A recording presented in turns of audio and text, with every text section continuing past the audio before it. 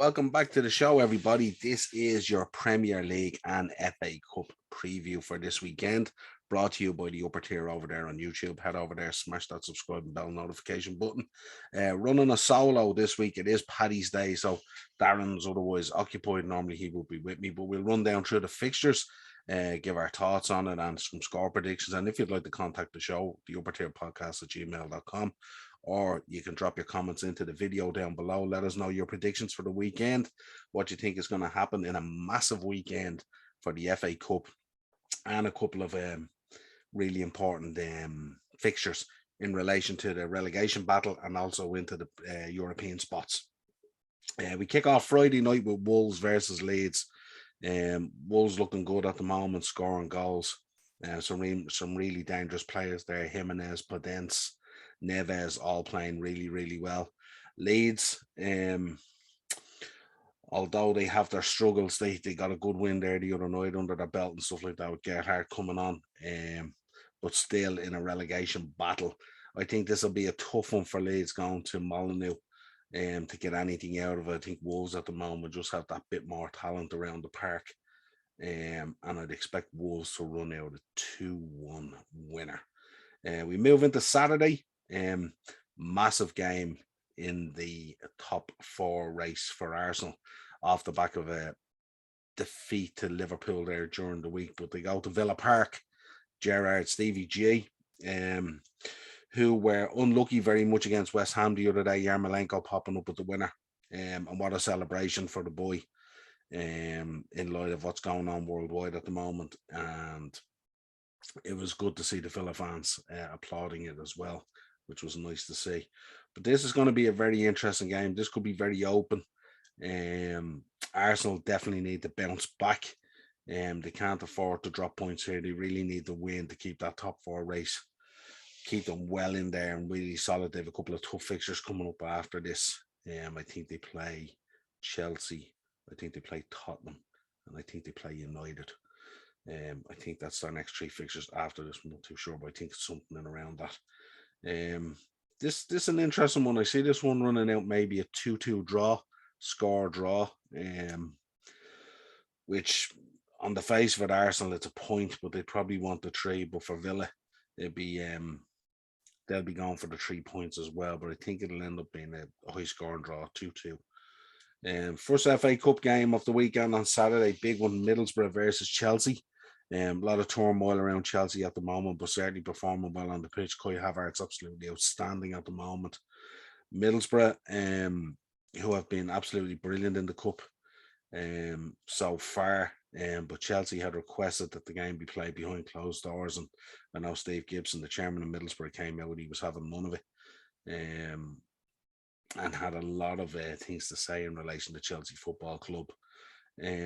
Chelsea seem to be bonding together as a team through all this stuff that's going on with the sanctioning and Roman and the fallout from the invasion of Ukraine by Russia. And they seem to be galvanizing themselves as a team, and they seem to be grinding out results. Big win for them there in midweek against Lille. They had fallen behind 1-0, and it could have got a bit iffy, but it didn't, and they ran out. I think it was 3-1 winners in the end. So I would expect Chelsea to go through here, probably by a tight scoreline somewhere around 2-1. The Riverside is not a very easy place to go to. Middlesbrough are playing really good football at the moment, but I think Chelsea might have just a bit too much quality for them, and I think Middlesbrough may have ran that course in the FA Cup with the previous wins that they picked up, knocking out United and stuff. So Chelsea with a tight win, probably 2-1.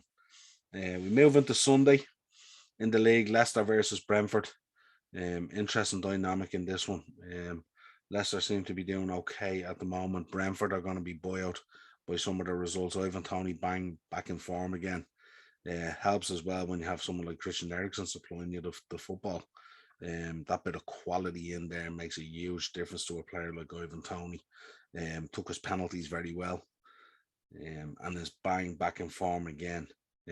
This could potentially be a high scoring game. I'm thinking maybe 3-2 Leicester. 3-2 Leicester, Vardy getting the winner. Up next, then a massive game in the top four hunt: Tottenham versus West Ham. As we know, West Ham this evening have gone into extra time. They pulled back that goal deficit against Sevilla, so they're going through extra time at the moment. So it'll be interesting to see. That's a long night for them in Europe on a Thursday. So we'll have to see what their energy is like then come Sunday. I think Tottenham might win this one because we've seen with West Ham at times when they come back into a league game from on the back of a European game on the Thursday, they've struggled somewhat. They don't have a massive squad, and that transition from the Thursday to Sunday is tough for teams like West Ham. So I reckon Tottenham could win this one 3-1. 3-1 Tottenham. Next FA Cup game, Palace versus Everton. Palace in great form at the moment, put in a great shift against City on Monday night to grind out that draw, and had a few chances themselves as well, but played really, really good football. Vieira has them playing really good football at the moment. Some really good players in there. Saha's in there. Conor Gallagher's outstanding. But they really put a shift in against Man City. Everton will be buoyed by their win tonight. Alan getting sent off, reducing them down to 10 men. But on the break, they got a goal.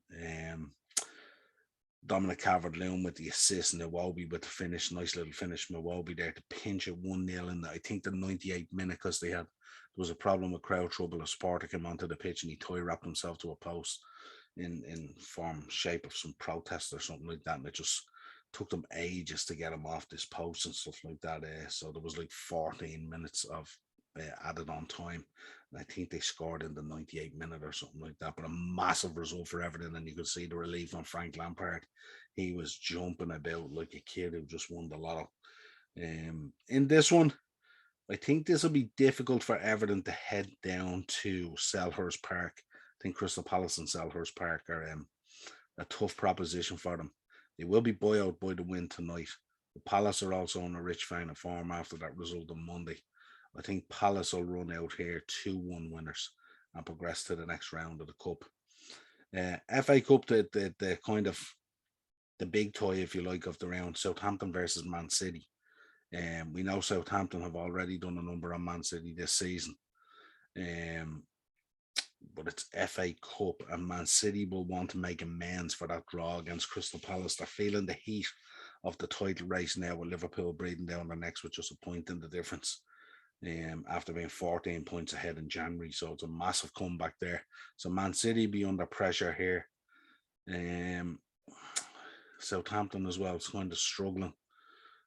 Ralph has had a few indifferent results as of recent times. Man City 2-1. I think it'll be tight. I think cup games are always slightly different. It's more of a relaxing situation as opposed to the pressure of the league.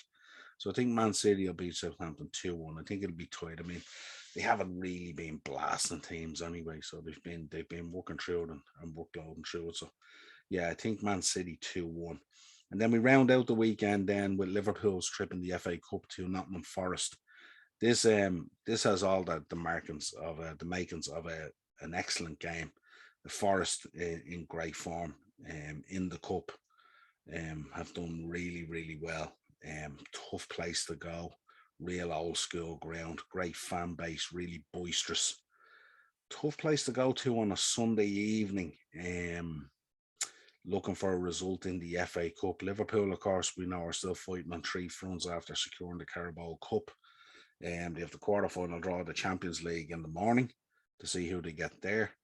They can park the Premier League for the moment. They've brought it back to a point with a big win against Arsenal. I would expect Klopp to make the changes, and we will be doing a preview on the Shankly sessions for this. I would expect Klopp to ring some changes in there, although keeping a bit of quality on the bench as backup. I think this will be a tough one for Liverpool, but I think they'll get through it all right. But I think it'll be tight for a while. I think Liverpool 3-1, but I think it'll be tight for a while. And I think what happens is I think the quality and the tenacity of Liverpool will probably see them through in the end. Forest will put up a decent fight, but I think after about 60, 65 minutes, they might wilt a little bit because the possession that Liverpool holds, they'll make Forest work really, really hard. I suppose it depends on the makeup of the midfield as well. The midfield could be pivotal in this battle. Um, James Garner in there, the United player who's having a fantastic season at the moment. He bossed the midfield in those previous games. So he would be one to look out for. So depending on what midfield we go in there, Liverpool should just try and retain possession and try and